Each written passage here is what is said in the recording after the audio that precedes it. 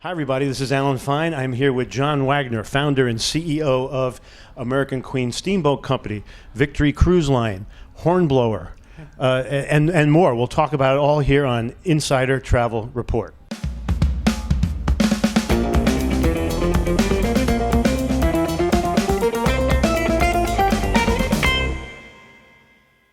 John, thanks for talking to us. Yeah, Alan, always a pleasure. So we met over American Queen Steamboat Company, but it was like the onion unpeeling. And what else you got going? Yeah, so Alan, we have so many things. So, it's a long story, and I'll try and make it in 5 minutes. But in 1994, I founded a company called HMS Global Maritime. We started by operating casino boats. We opened 5 riverboat casinos in the state of Indiana. And then we got into high-speed ferries, and then from high-speed ferries, we got into operating boats for the U.S. military. We operated about 40 boats for the U.S. military under a company called Seaward Services. And then in 2011, as you know, we bought the American Queen, launched it in 2012, and have continued to grow the overnight cruise business. Well, about 2 years ago, my partner, Terry McRae, came to me and said, hey, we ought to put both businesses together, because Terry had Hornblower Cruise and Events. He had Alcatraz Cruises, Statue of Liberty Cruises, and Niagara Falls. So we put our two companies together, and then since then, we've acquired Odyssey Cruises, Boston Harbor Cruises, and just last month, we acquired City Cruises in London. And so, we form companies together. So I have a whole bunch of titles. For the Hornblower Group, I'm vice chairman. My partner Terry is chairman. I'm vice chairman. We have about 157 boats, 5,000 employees.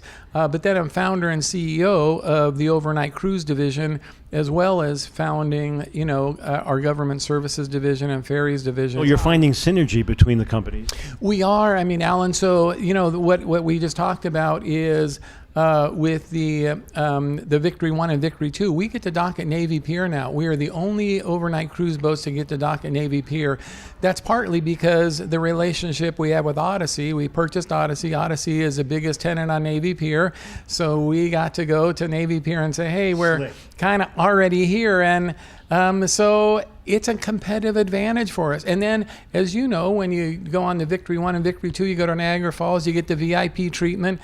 We're actually working on some new stuff, which will include a flying theater in Niagara Falls, plus other attractions that we bundle to create a shore excursion package that's unparalleled with anybody else in the industry. So all good stuff for us. Even Milwaukee. We started that ferry that goes from Milwaukee to Muskegon, so we're kind of all over the place now. I can't believe you're here with us. I can't believe it either, but it's one of the highlights of my day, Alan. Thank you. Yeah, so Alaska, very excited. Excited for a bunch of reasons. Number one, my first degree is in marine biology, as we talked about. Love Alaska. I'm an outdoor guy. So, in 2021, we'll have the Ocean Victory that'll be deployed in Alaska. We worked with David Giersdorf and his team. And to me, nobody knows more about Alaska than David Giersdorf. His father was one of the pioneers there. We put together very unique itineraries up in Alaska. But the Ocean Victory, has the Ulstein X-Bow design, polar ice class 6, safe return to port, 0-speed stabilization. But the big thing for us, Alan, is I'll be working with my old alma mater, Cal Poly San Luis Obispo. And because we have 20 Zodiacs, 30 kayaks, we'll actually be putting marine biologists, in the Zodiacs with our guests, so they can, and then every night, one of the marine biologists will give a lecture. So they'll give a lecture on baleen whales, toothed whales, bubble feeding, sustainable life cycles and ecosystem, global warming. Well, that's the entertainment, because you're known for entertainment on the Mississippi, musical entertainment, but here, what's more appropriate is this kind. Yeah, we call it edutainment, which is education and entertainment. But the other thing, we're working with Dean Wendt, the dean of the School of Science at Cal Poly San Luis Obispo, and his point is, hey, John, let us put some real professors on and do active data collection and actual research while we're on board, and the guests get to get involved in that. You say, well, what are you doing? It was atomic plankton. Well, what do you see? Well, look through the microscope and go through, this is the, plankton, phytoplankton, and everything else that these small fish eat, and the whales eat them. So it'll be great. Then a big announcement is that ship is being joined by another. Yes. So we just signed a deal for the Ocean Discoverer that will launch in 2023. So we'll have 2 boats in Alaska. So sister ships. Same design, same itinerary. Chatting with David Giersdorf this week. They'll probably three days off cycle. So where one might depart on a Monday, the other will depart on a Thursday, but they'll follow each other. And really some great itineraries. So we're very excited about Alaska. One other thing I wanted to ask, how should... we're going out to a lot of travel advisors. Yes. How should they work with you guys? Yeah, so, I mean, our travel advisors, 60 to 70% of our business comes from travel agents. So we count on our travel agents. So the best thing is that, call our contact in American Queen Steamboat Company or Victory Cruise Lines.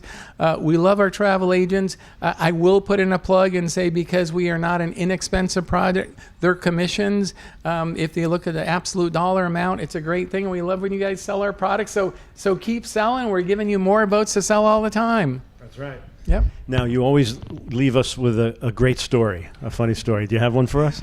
I always have a funny story, Alan. So I don't think you've heard this one before, but it is one of my favorite stories that I share with the crew. So I always try and have dinner with our guests when I'm on board. So one day, I was having, I asked our maitre d', I said, I'm working on board. I said, anybody you want me to have dinner with? He goes, yeah, Mr. Wagner. There's this couple, and I think they're from Idaho. And it's, a younger couple and their mother, and it'd be great if you joined them for dinner. So I said, okay. So I work all day, and I said, early dinner or late dinner? And they said, early, 5:30. So I work all day. I look my watch at 5 o'clock. So I get out of my work clothes and put on a nice suit like this. And, I go to the maitre d' and said, I'm here for, to join a guest. He said, well, Mr. Wagner, only one of the party is here. Do you want to wait till all 3 of them are here? Or, would you rather sit down? So I said, no, I'll sit down with the guest. So they take me to a table over on the port side. And there's this, elderly lady that's sitting there. And he said, this is Mr. Wagner.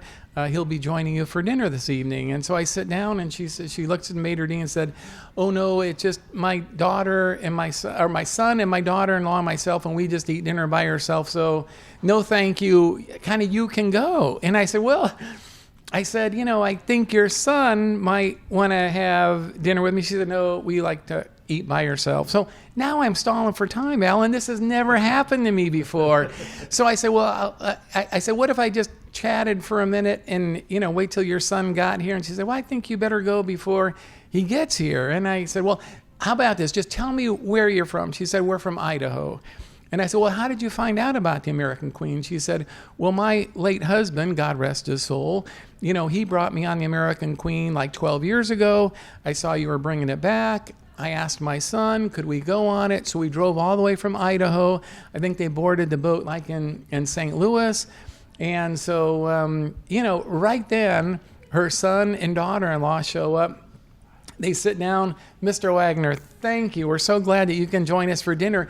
And you could see that this lady was visibly relaxed by the time they were there. So I start yakking with her son, and she doesn't say anything. So about 5 minutes into it, she kind of hits me on the arm and said, hey, I have a question for you. And I go, I'm sorry, yes. And she says, are you with the boat? And I said, well, yes, I am with the boat.